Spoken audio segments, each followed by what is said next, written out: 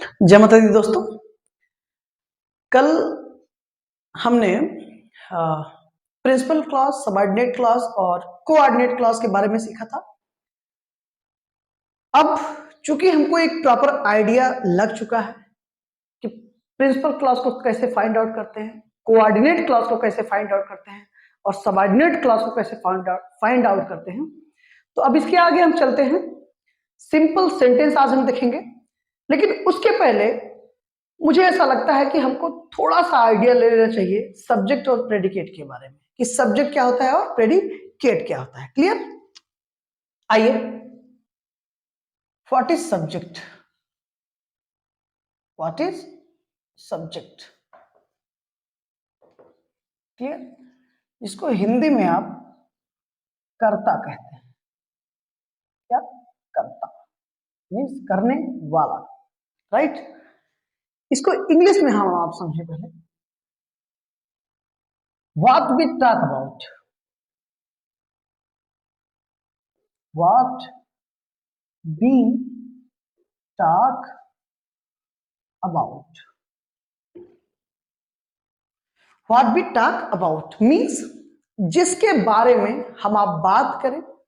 एक सेंटेंस है हमारे सामने, उसमें हमको देखना यह है कि सेंटेंस में बात किसके लिए हो रही है, किसके बारे में हम आप बात कर रहे हैं, वही हमारा सब्जेक्ट होगा।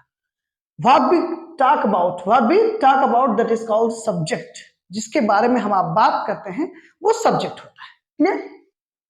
अब देखिए, कर्ता यानी कि डूअर,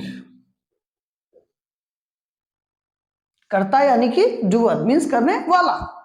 लेकिन आपको समझना है एक छोटी सी चीज, कि हर सेंटेंस में सब्जेक्ट हमारा डूअर नहीं हो सकता। क्लियर? फिर भी जो हमने ये लाइन लिखी है यहाँ पे, व्हाट वी टॉक अबाउट, ये दोनों के लिए एप्रोप्रिएट होगा, चाहे सेंटेंस के बारे में, सब्जेक्ट के बारे में कुछ कहा जाए या सब्जेक्ट कोई काम करे, राइट? तो एकदम डीप में अगर हम आप देखें तो सब्जेक्ट दो तरीके से फाइंड आउट कर सकते हैं। पहला, एकदम आम भाषा में समझिए आप, क्योंकि हमको आपको समझना है, जो काम करे, जो काम करे वो हमारा सब्जेक्ट होगा। दूसरा, अभी जो मैंने कहा, जिसके बारे में कुछ कहा जाए, जिसके बारे में कुछ कहा जाए वो हमारा सब्जेक्ट होगा। क्लियर?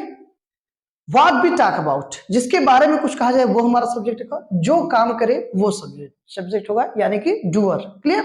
अब देखिए, जैसे for example,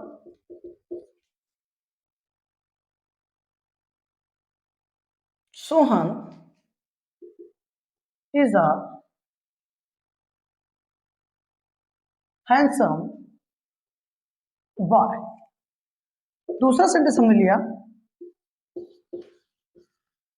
Sohan is playing cricket. Clear? पहले सेंटेंस में सब्जेक्ट कौन होगा? सोहन होगा। क्यों होगा? क्योंकि क्या कहा जा रहा है कि Sohan is a handsome boy. Sohan एक हैंडसम लड़का है, अच्छा लड़का है, एक खूबसूरत लड़का है। तो हैंडसम बॉय किसको कहा जा रहा है? सोहन को।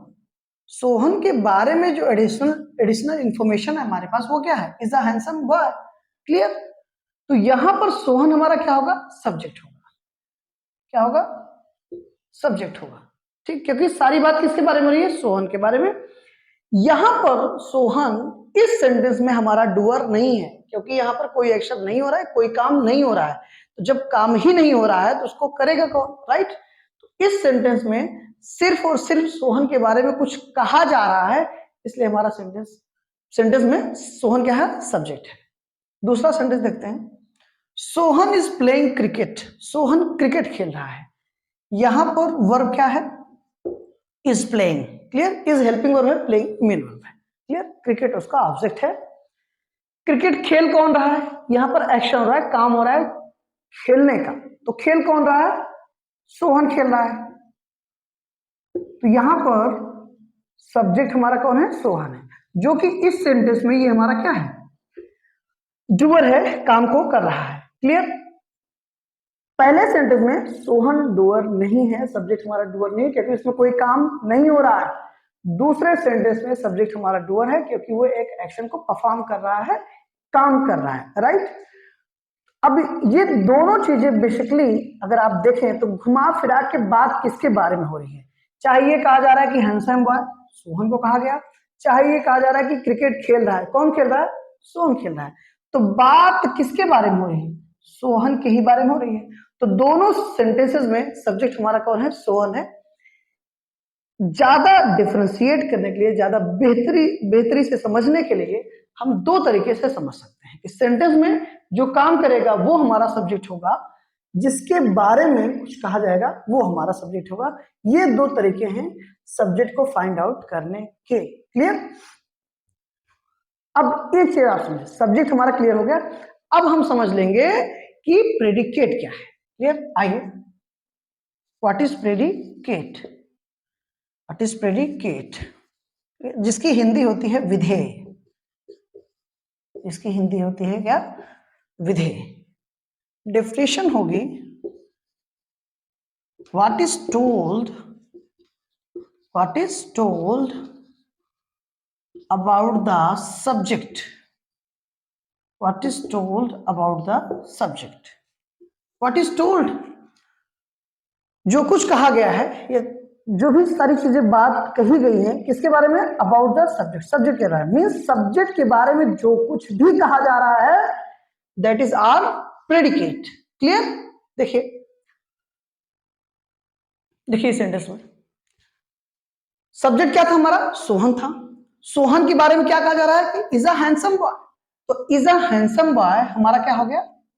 प्रेडिकेट हो गया। Clear? Who is playing cricket? Sohan is playing cricket. तो सोहन कौन हो गया? हमारा सब्जेक्ट हो गया। हालांकि अभी हम आप सब्जेक्ट को और प्रेडिकेट को बहुत ही बेहतर सीखेंगे एक नए क्लास में, एक नए वीडियो के साथ। यहाँ पे चूंकि अभी जब हम आप सिंपल सेंटेंस में पढ़ेंगे तो वहां पर हमको सब्जेक्ट प्रेडिकेट का काम पड़ेगा। ठीक है? तो इसलिए भी थोड़ा सा हम आप आइडिया ले लें कि what is subject and what is predicate. Clear? उतना बाकी बहुत डिटेल में सब्जेक्ट और प्रेडिकेट के बारे में और इनके पार्ट्स के बारे में बातें होंगी। Don't about that, means don't worry. Clear?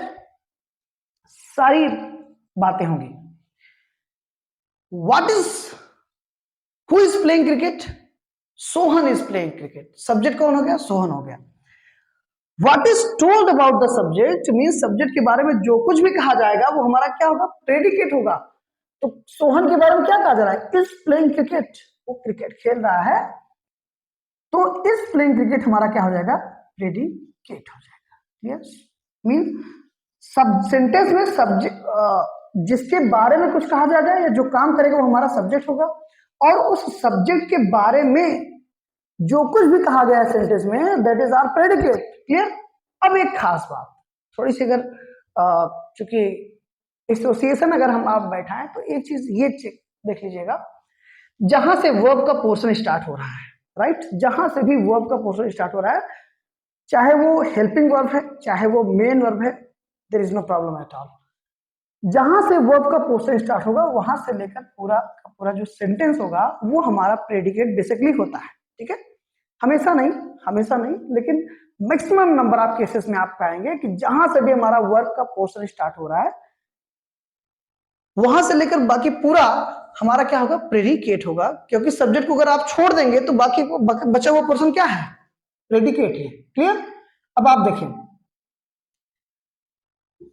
दोनों सेंटेंसेस में इज हेल्पिंग वर्ब है, तो ये हमारा क्या हो गया? ये वर्ब का पोर्शन यहां से स्टार्ट हुआ तो ये हमारा यहां से लेकर बाकी पूरा बचा हुआ सेंटेंस क्या हो जाएगा? प्रेडिकेट हो जाएगा।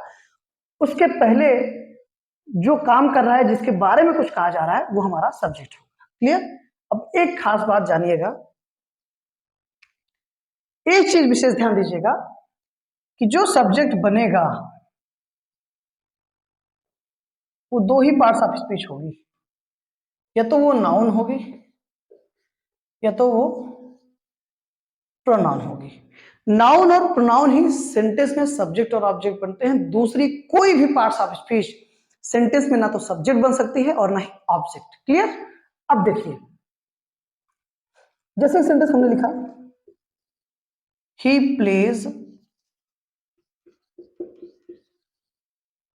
क्रिकेट, वह क्रिकेट खेलता है। तो यहां पर काम हो रहा है खेलने का, कौन कर रहा है? ही कर रहा है। ये हमारा सब्जेक्ट होगा, ये क्या है? प्रोनाउन है। क्लियर? यहां पर सब्जेक्ट हमारा क्या था? नाउन था। ओके, प्लेज वर्ब है, क्रिकेट उसका ऑब्जेक्ट है जो कि क्या है? नाउन है। अभी मैंने आपसे बताया सेंटेंस में सब्जेक्ट और ऑब्जेक्ट नाउन और प्रोनाउन ही होगा, दूसरा कोई नहीं होगा। अब आप देखें, तो सब्जेक्ट कौन हो गया? हमारा ही हो गया, क्योंकि वही काम को परफॉर्म कर रहा है, एक्शन को वही परफॉर्म कर रहा है, राइट? अब ही के बारे में जो कुछ भी कहा जा रहा है वही क्या होगा? उसका प्रेडिकेट होगा। प्लेस क्रिकेट क्या हो गया? प्रेडिकेट हो गया। दूसरा तरीका, वर्ब कहां से स्टार्ट हुई? प्लेस, प्लेस वर्ब है, ये मेन वर्ब है, वहां पे वो इज क्या थी? हेल्पिंग वर्ब थी। तो सेंटेंस में किसी भी वर्ब से स्टार्ट हो, वहां से लेकर बाकी बचा वो portion, that is our predicate. तो प्लेस से लेकर क्रिकेट तक हमारा क्या हो गया? प्रेडिकेट हो गया। तो ये एक तरीका होता है सब्जेक्ट और प्रेडिकेट को जानने और पहचानने का। आई थिंक कि इतना इनफ है। आपको सिंपल सेंटेंस में जितनी जरूरत पड़ेगी सब्जेक्ट और प्रेडिकेट को जानने और समझने के लिए। क्लियर? इसके आगे हम आप देखते हैं, आइए चलिए सिंपल सेंटेंस को। कल हमने प्रिंसिपल क्लास, कोऑर्डिनेट क्लास और सबऑर्डिनेट क्लास देख लिया है। अब as for structure, we have three kinds of sentences, and the first one is simple sentence, the second one is compound sentence, and the third one is complex sentence. Clear? तो सबसे पहले हम आप देखने जा रहे हैं सिंपल सेंटेंस को।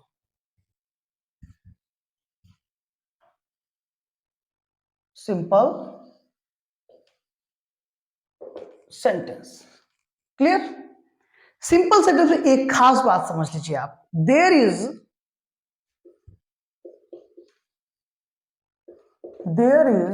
no coordinate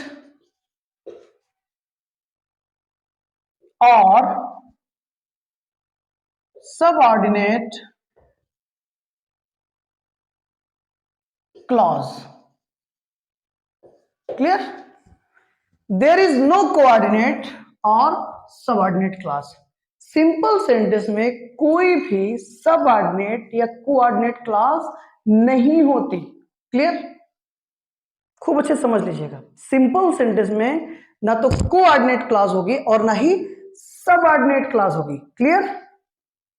पहला point, it contains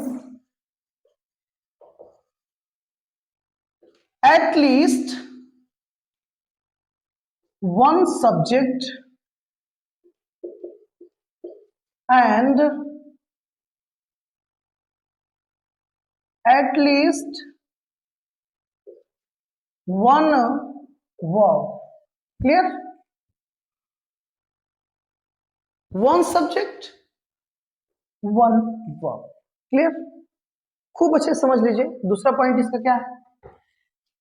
it contains, इसमें इंक्लूड होती है क्या क्या चीजें, क्या मिल सकता है आपको? एटलीस्ट, कम से कम एक सब्जेक्ट होना चाहिए और कम से कम एक वर्ब होनी चाहिए।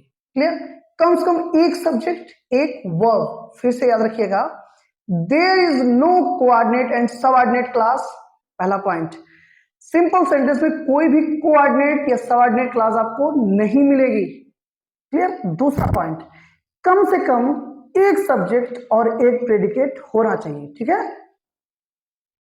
तीसरा, it can stand alone, it can stand alone as a complete sentence. It can stand alone as a complete sentence with no dependent clause. With no dependent clause. Clear? फिर से समझ लीजिए, आप तीनों पॉइंट को खूब अच्छे से क्लियर कर लीजिए। कह रहा कि इट कैन अलो, ये अकेले आ सकता है as a complete sentence. Complete sentence ये अकेले आएगा और एक अपना कंप्लीट सेंस देने में, कंप्लीट मीनिंग देने में पूरी तरीके से कैपेबल होता है। There is no problem. It can stand alone as a complete sentence with no dependent clause. Dependent clause याद करिए, कौन सी क्लॉज डिपेंडेंट होती है? Yes, subordinate clause. Subordinate clause को हम कौन सी क्लॉज कहते हैं? Dependent clause. और इसका फर्स्ट पॉइंट देखिए क्या लिखा गया, देयर इज नो कोऑर्डिनेट और सबऑर्डिनेट क्लॉज। सिंपल सेंटेंस में कोई भी सबऑर्डिनेट, कोई भी कोऑर्डिनेट क्लॉज नहीं होती है। क्लियर? तो जो सबऑर्डिनेट क्लॉज होगी उसी को हम आप क्या कहते थे? डिपेंडेंट क्लॉज, उसका दूसरा नेम है। क्लियर? ये पूरी तरीके से, अगर आप एक भाषा में कहना चाहें, सिंपल सेंटेंस को एक लाइन में अगर आप लिखना चाहें तो लिख सकते हैं one independent clause.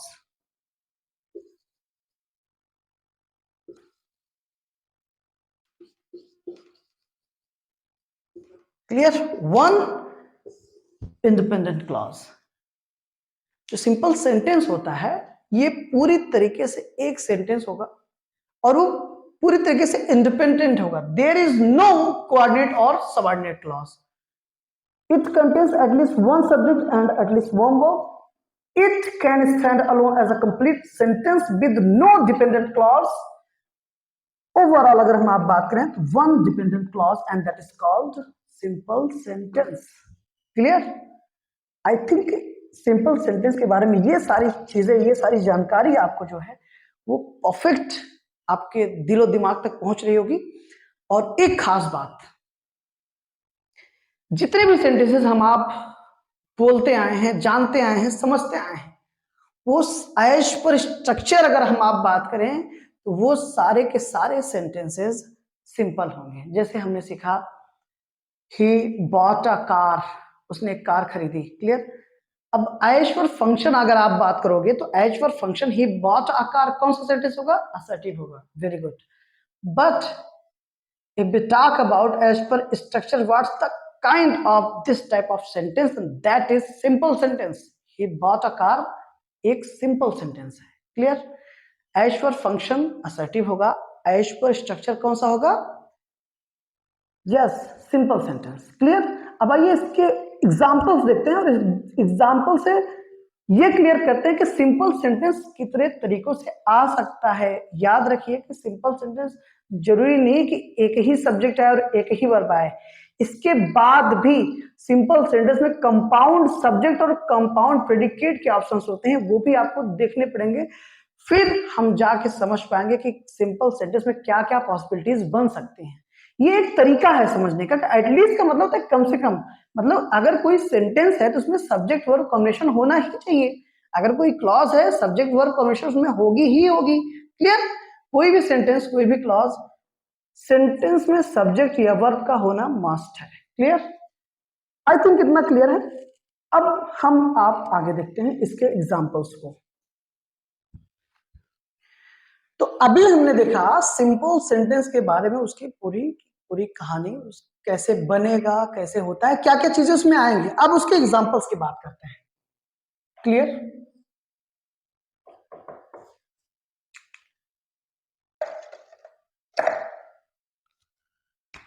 For example, Sarla bought a car for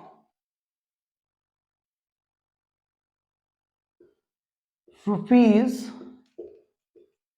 700। पहला सेंटेंस हमारा। दूसरा,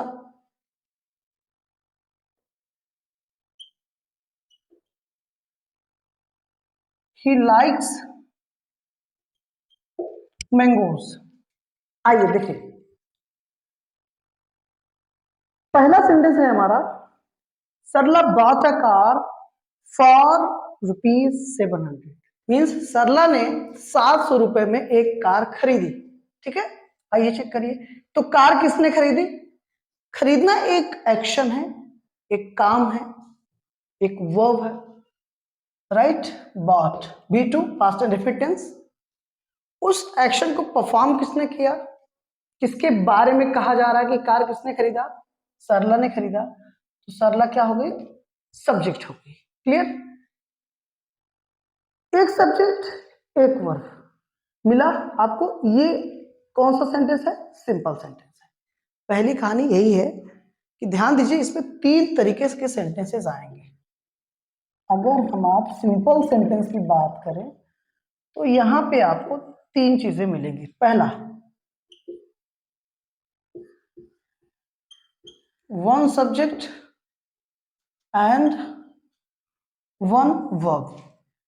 दूसरा, कंपाउंड सब्जेक्ट मिल सकता है आपको। तीसरा, कंपाउंड प्रेडिकेट मिल सकता है आपको। ठीक है, तो आप कंफ्यूज मत होइएगा। ये तीनों की तीनों जो कैटेगरीज होंगी वो सिंपल सेंटेंस के अंतर्गत होगी। पहला उसमें से हम देख रहे हैं आप, one subject and one verb, one subject and one verb. Clear. कौन सा सेंटेंस, देखिए मैं फिर से कह रहा हूं आपसे, अगर एज पर फंक्शन की बात करेंगे तो एज पर फंक्शन ये असर्टिव सेंटेंस हुआ। But if we talk about as per structure, तो एज पर स्ट्रक्चर ये कौन सा सेंटेंस हुआ, yes, simple sentence. Clear. And the second one is who likes mangoes, he likes mangoes. Clear. तो कौन पसंद करता है, ही करता है, तो ही हमारा क्या हो गया, सब्जेक्ट हो गया। वर्ब हो गई, ये उसका ऑब्जेक्ट हो गया। Clear. One subject one verb, which type of sentence, simple sentence. Clear. ये पहला तरीका, एक सब्जेक्ट एक वर्ब। एटलीस्ट एक सब्जेक्ट और एक वर्ब मिले तो वो सिंपल सेंटेंस होगा as per structure. He is going to market, he plays cricket, he goes to market, etcetera etcetera. Clear. These all are simple sentences. Clear. अब आइए आगे चलते हैं। Next example, Sarla and her friends went to the village. Clear. Sarla and her friends went to the village. Clear. And next, Sarla went to the city and searched for a job there. आइए देखते हैं। पहला sentence है सरला and her friends, सरला और उसके दोस्त went to the village, कहां गए, विलेज गए, गांव में गए। दूसरा sentence, Sarla went to the city, Sarla कहां गई, शहर गई। एंड सर्च्ड, और उसने खोजा, सर्च किया, क्या, फॉर अ जॉब देयर, वहां पर एक जॉब ढूंढी। सरला सिटी गई और वहां पर एक जॉब ढूंढी। क्लियर। अब आइए पहला देखते हैं। अभी हमने इसके पहले वाला एग्जांपल में देखा one subject and one verb, that is called simple sentence. Clear. दूसरा तरीका आपको मैंने बताया कंपाउंड सब्जेक्ट का, ध्यान दीजिएगा। Went to the city, verb यहां से स्टार्ट हुई, वर्ब जहां से स्टार्ट होगा वहां से लेकर पूरा पोर्शन क्या होगा, प्रेडिकेट होगा। ये अभी आपको सब्जेक्ट प्रेडिकेट जब बताया जा रहा था तो आप एकदम क्लियर कर चुके होंगे कि वेंट टू द विलेज हमारा क्या है, प्रेडिकेट है। क्यों, क्योंकि सरला एंड हर फ्रेंड्स के बारे में जानकारी कौन दे रहा है, वेंट टू द विलेज दे रहा है। Means what is told about the subject that is called predicate. तो वेंट टू द विलेज हमारा क्या हो गया, प्रेडिकेट हो गया। क्लियर। अब ये एंड क्या है, कंजंक्शन है। एंड क्या है, कंजंक्शन है जो दो शब्दों को, दो क्लॉजेस को, दो सेंटेंसेस को, दो फ्रेजेस को जोड़ने का काम करता है। यहां पर दो शब्द है हमारे पास, एक है सरला और एक है हर फ्रेंड्स। इन दो शब्दों को जोड़ कौन रहा है, कंजंक्शन हमारा एंड जोड़ रहा है। Clear. Went to the city क्या है, प्रेडिकेट है। तो वेंट क्या हुई, वेंट एक वर्ब है, इस वर्ब का सब्जेक्ट भी तो होगा, तो इस वर्ब का सब्जेक्ट ये दोनों हैं जो कि एंड से जोड़े गए हैं, राइट। तो ये कहलाएंगे कंपाउंड सब्जेक्ट। क्या कहलाएंगे? Compound subject. अगर दो सब्जेक्ट एंड से जोड़े गए हैं तो वो कंपाउंड सब्जेक्ट कहलाते हैं। ध्यान दीजिएगा कि ये बिल्कुल कोऑर्डिनेट कंजंक्शन है, लेकिन फिर से मैं कह रहा हूं कि कोऑर्डिनेट कंजंक्शन है, इसका मतलब ये नहीं कि कोऑर्डिनेट क्लॉज बना दिया है, ऐसा बिल्कुल भी नहीं है। क्यों? क्योंकि क्लॉज होने के लिए आप अच्छे से जानते हैं कि clause it is a part of a sentence and it consist subject verb combination, means it has subject verb combination. Clause में सब्जेक्ट वर्ब कॉम्बिनेशन होता है। अगर ये कोऑर्डिनेट क्लॉज होती तो फिर चलिए ठीक है, मान लिया इसका सब्जेक्ट कौन है? सरला है, इसकी वर्ब कहां गई? फिर आप मेरी बात समझो, मींस उसका प्रेडिकेट कहां गया? फिर क्या सब्जेक्ट सरला का अलग ये मान लीजिए सब्जेक्ट है, इसका predicate went to the city, चलिए मान लिए, फिर इसका प्रेडिकेट कहां गया? राइट। तो आप समझिएगा मेरी बात को, यहां पर ये कोऑर्डिनेट क्लॉज नहीं बना रहा है, यहां पर ये कंपाउंड सब्जेक्ट है। क्यों? क्योंकि दो सब्जेक्ट को जोड़ने का काम कर रहा है। यहां पर ये कोई क्लॉजेस को नहीं जोड़ रही है, एंड यहां पर क्लॉजेस को नहीं जोड़ रहा है, एंड यहां पर किसको जोड़ रहा है? यस, दो सब्जेक्ट्स को जोड़ रहा है, दो शब्दों को जोड़ रहा है। क्लियर? तो अगर कोई दो सब्जेक्ट एंड से जोड़े गए हो तो उनको हम क्या कहते हैं? कंपाउंड सब्जेक्ट कहते हैं। ठीक है? कौन सा सेंटेंस होगा? सिंपल होगा। क्लियर? यहां पर दो सब्जेक्ट्स के लिए एक कॉमन प्रेडिकेट है, एक कॉमन प्रेडिकेट है। क्लियर? दो सब्जेक्ट्स के लिए एक कॉमन प्रेडिकेट, ये बिल्कुल सिंपल सेंटेंस में आ सकता है, आप घबराइएगा मत। क्योंकि देखिए सब्जेक्ट दो है, सब्जेक्ट 1 एंड सब्जेक्ट 2 जोड़ दिया गया, एंड से कंपाउंड सब्जेक्ट बन गया। क्लियर? और इन दोनों सब्जेक्ट का जो प्रेडिकेट है वो कॉमन है, मतलब एक ही है। चेक कर लीजिए, सरला एंड हर फ्रेंड्स, सरला भी गांव गई और उसके दोस्त भी गांव गए, तो इन दोनों सब्जेक्ट का एक कॉमन प्रेडिकेट है। क्लियर? तो सेंटेंस कौन सा होगा? सिंपल सेंटेंस होगा। क्लियर? यहां पर देखिए, सरला went to the city, Sarla कहां गई? शहर गई। तो जाने का काम किसने किया? सरला ने किया, तो सरला क्या हो गई? सब्जेक्ट हो गई। जाना, went, go, went, gone, verb की सेकंड फॉर्म है V2, past indefinite tense, right. Sarla went to the city, Sarla city गई and search for a job there, और वहां पर क्या ढूंढी? जॉब ढूंढी, right. Went to the city, verb से लेकर बाकी पूरा का पूरा जो पार्ट होगा वो प्रेडिकेट होगा, क्योंकि वेंट टू द सिटी किसके बारे में जानकारी दे रही? सरला के बारे में एडिशनल इंफॉर्मेशन दे रहा है, तो that is called predicate. Clear? ये इसका क्या होगा? प्रेडिकेट होगा, प्रेडिकेट नंबर 1। क्लियर? एंड क्या है? कंजंक्शन है, right. Searched for a job there, verb है, search for a job there, ये प्रेडिकेट नंबर 2 है। ठीक है? ध्यान दीजिएगा, यहां पर सरला सब्जेक्ट है, इसके दो प्रेडिकेट आए हैं, मतलब यहां पर दो प्रेडिकेट किससे जोड़े गए? एंड से जोड़े गए। तो अगर यहां पर दो सब्जेक्ट एंड से जोड़े गए थे तो क्या हो गए थे? Compound subject, right. तो यहां पर जब दो प्रेडिकेट किससे जोड़े जा रहे हैं? एंड से जोड़े जा रहे हैं, तो क्या हो जाएंगे? Right, compound predicate, compound predicate, right. तो यहां पर प्रेडिकेट 1, प्रेडिकेट 2, क्लियर? प्रेडिकेट 2, दोनों प्रेडिकेट्स को जोड़ा किसने? एंड कंजंक्शन ने, तो क्या हो गया? कंपाउंड प्रेडिकेट हो गया। क्या हो गया? कंपाउंड प्रेडिकेट हो गया। और यहां पर इन दोनों प्रेडिकेट्स का जो सब्जेक्ट है वो एक ही है, मींस इन दोनों प्रेडिकेट के लिए एक कॉमन सब्जेक्ट आया है। आप चेक कर सकते हैं, ऐसा नहीं है कि इस प्रेडिकेट का सब्जेक्ट कोई और है, वो दूसरी क्लास बन जाएगी, बिल्कुल नहीं। उसका भी सब्जेक्ट यही है। Sarla went to the city, Sarla कहाँ गई, सिटी गई, and search for a job there, और वहां पे उसने क्या ढूंढा, एक जॉब ढूंढी। सिटी कौन गया, राइट, सरला गया। जॉब किसने ढूंढी, सरला ने ढूंढी, राइट।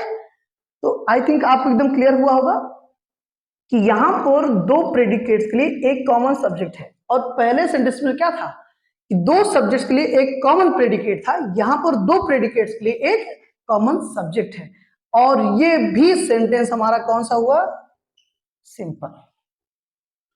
ठीक, आई थिंक ये आपको पूरा क्लियर हुआ होगा। फिर से मैं छोटा सा क्विक रिवीजन कर देता हूं आपका कि सिंपल सेंटेंसेस में फर्स्ट कैटेगरी किसकी होगी, वन सब्जेक्ट। फर्स्ट चीज क्या होगी, कैसे प्रेजेंट, तीन कैटेगरी हो सकती है सिंपल सेंटेंस की। सिंपल सेंटेंस को पहचानने का तरीका, पहला one subject one verb, right, जैसे ही गोज टू मार्केट। दूसरा कंपाउंड सब्जेक्ट, मतलब दो सब्जेक्ट्स के लिए एक common predicate, simple sentence. And the third one is दो प्रेडिकेट्स के लिए एक कॉमन सब्जेक्ट, जो तीसरा एग्जांपल आपका है, राइट। ये तीन तरीके होंगे सिंपल सेंटेंस के। तो सिंपल सेंटेंस में ये सारे के सारे सेंटेंसेस आ सकते हैं, इस तरीके से भी सेंटेंसेस दिए जा सकते हैं। जरूरी नहीं कि he goes to market, he likes mangoes, यही सारे सेंटेंसेस हो, ऐसा नहीं है। सिंपल सेंटेंस में बिल्कुल चांसेस होंगे कि वहां पर आपको कंपाउंड सब्जेक्ट मिल सकता है, कंपाउंड प्रेडिकेट मिल सकता है। आप फिर से देख लीजिएगा, समझ लीजिएगा खूब अच्छे से। वीडियो एक बार में समझ में आए, दो बार में देखिए बिल्कुल समझ में आएगा, और आई थिंक अगर आप ध्यान से देखेंगे तो आपको मजा भी आएगा और समझ में भी आ गया होगा। तो ये पूरी की पूरी कहानी किसके बारे में है, सिंपल सेंटेंस के बारे में। फिर भी अगर कोई क्वेरीज है, कोई क्वेश्चन है, तो आप कमेंट्स के थ्रू मुझे बता सकते हैं। And till that, thank you so much, see you next time, thank you.